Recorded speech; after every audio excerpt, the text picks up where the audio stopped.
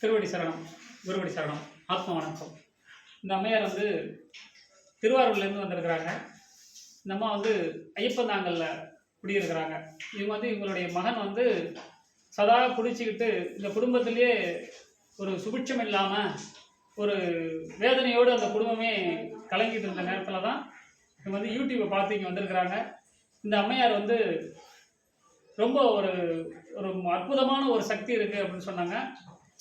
நாங்களும் ரொம்ப மற்றற்ற மகிழ்ச்சி அடைஞ்சோம். ஏன்னா 26 ஆண்டு காலங்களாக இந்த மக்களுக்காக அடியேன் சேவை செஞ்சு கொண்டிருக்கிறேன்.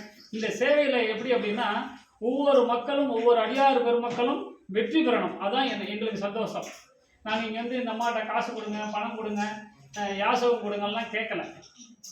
அவங்க இங்க வந்து 11 வாரம் தொடர்ந்து விளக்கு போட்டாங்க. ஐயா, ஆனா வந்து ஒரு அருள் பார்த்து சொன்னாங்க. எப்படின்னா, ஒரே வாரத்துல நடந்துருமா, ஆனா வந்து நீங்க விடக்கூடாது, ஆனா 11 வாரம் தொடர்ந்து வரணுமா அப்படின்னாங்க. ஆனா அந்த ஐயா சொன்ன அருள் பார்க்க மாதிரி ஒரே வாரத்துல நடந்து பாருங்க.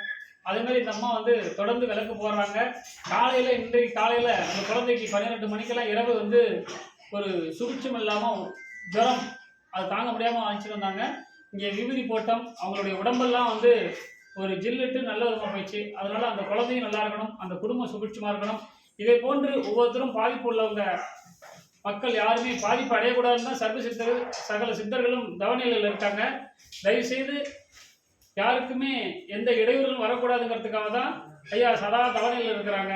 நீங்களும் சர்வ சித்தர்கள் வழிபட்டு நீங்களும் சகல ஐஸ்வர்யம் பெறணும். குருகடாட்சம் பரிபூர்ணம். குருவேஸ்வரன்.